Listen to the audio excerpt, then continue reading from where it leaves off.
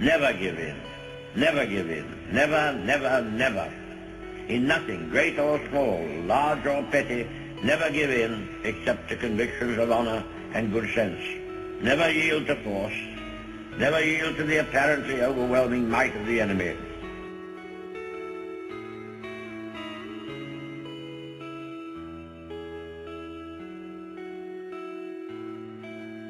I have nothing to offer but blood, toil, tears, and sweat.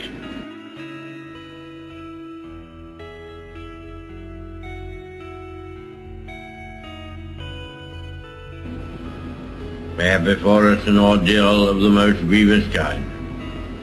We have before us many, many long months of struggle and of suffering. You ask, what is our policy?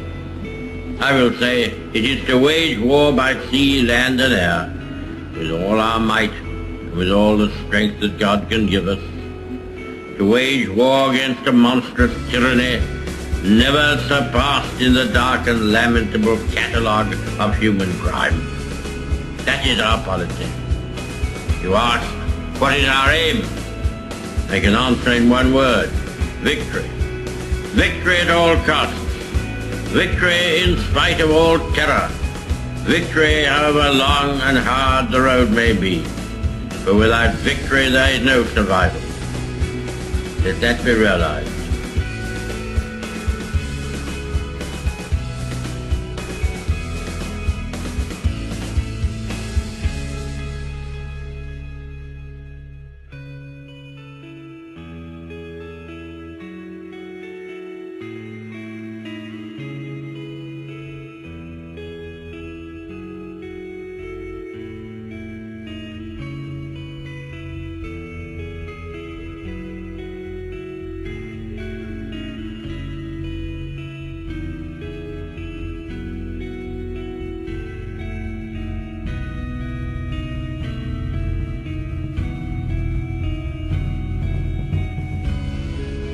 When Napoleon lay at Boulogne for a year with his flat-bottom boats and his grand army, he was told by someone, there are bitter weeds in England. There are certainly a great many more of them since the British Expeditionary Force returned.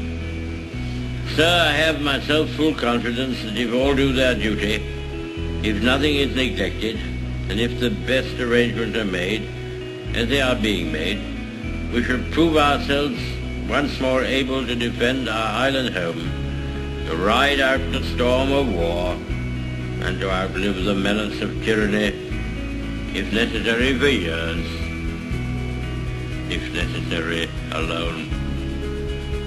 At any rate, that is what we are going to try to do. That is the resolve of His Majesty's government, every man of them. That is the will of Parliament and the nation. The British Empire and the French Republic, linked together in their cause and in their need, will defend to the death their native soil, aiding each other like good comrades to the utmost of their strength. We shall go on to the end. We shall fight in France. We shall fight on the seas and oceans. We shall fight with growing confidence and growing strength in the air. We shall defend our island, whatever the cost may be. We shall fight on the beaches. We shall fight on the landing grounds. We shall fight in the fields and in the streets. We shall fight in the hills. We shall never surrender. And if, which I do not for a moment believe, this island or a large part of it was subjugated and starving, then our empire beyond the seas, armed and guarded by the British fleet, would carry on the struggle until, in God's good time, the new world, with all its power and might, steps forth to the rescue and the liberation of the old.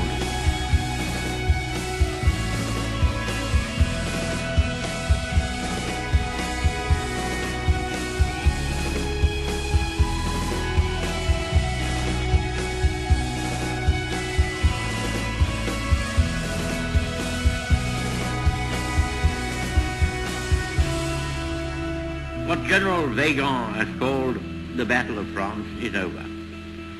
The Battle of Britain is about to begin.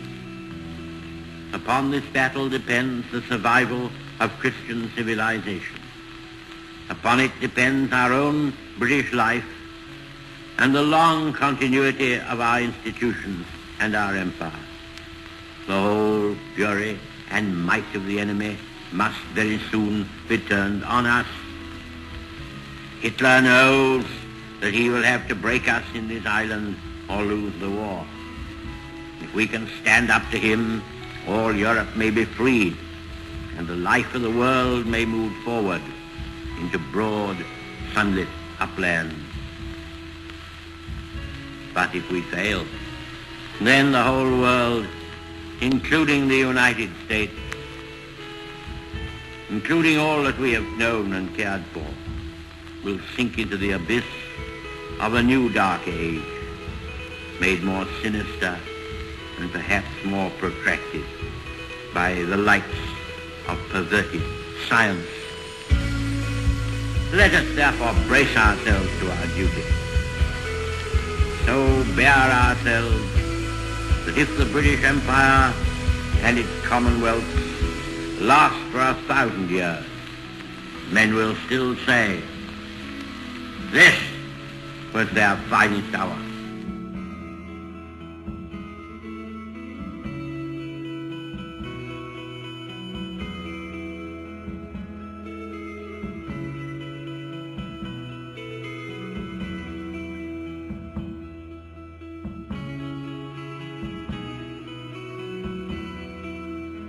Sure I am that this day, now, we are the masters of our fate, that the task which has been set us is not above our strength, that its pangs and toils are not beyond our endurance.